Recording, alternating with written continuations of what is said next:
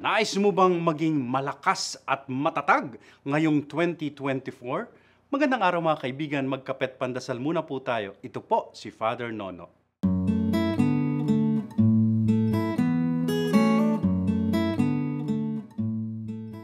Nauuso po ngayon yung pilosopiya ng isang sikat na manunulat, si Nassim Taleb. Be anti-fragile. Sa Tagalog, maging matigas o matatag ka.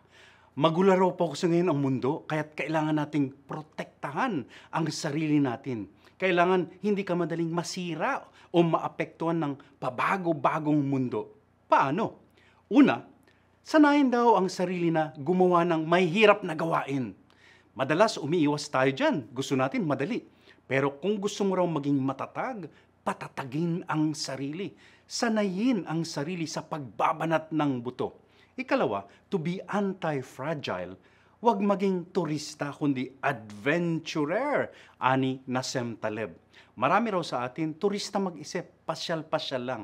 Pero kung ikaw raw ay mahilig sa pakikipagsapalaran, matututo kang sumabay sa agos ng mundo. Sasayaw ka sa tawag at hamon ng panahon.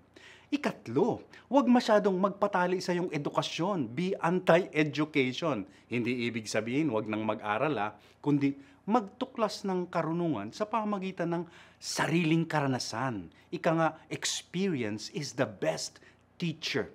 At ang ikaapat po, back to 1, 2, and 3. Ibig sabihin, isabuhay ang pilosopiyang ito.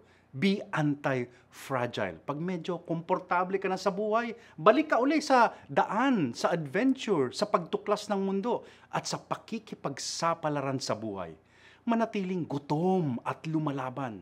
Sa pamagitan daw ng mga ito, hindi ka basta titiklop sa hamon ng buhay. Pero sa ganang akin, ganyan-ganyan ang ating pananampalataya. Sabi mismo ni Jesus, araw-araw dalhin ang iyong krus. Matutong magsakripisyo, masanay sa hirap ng buhay. Be anti-fragile. Amen.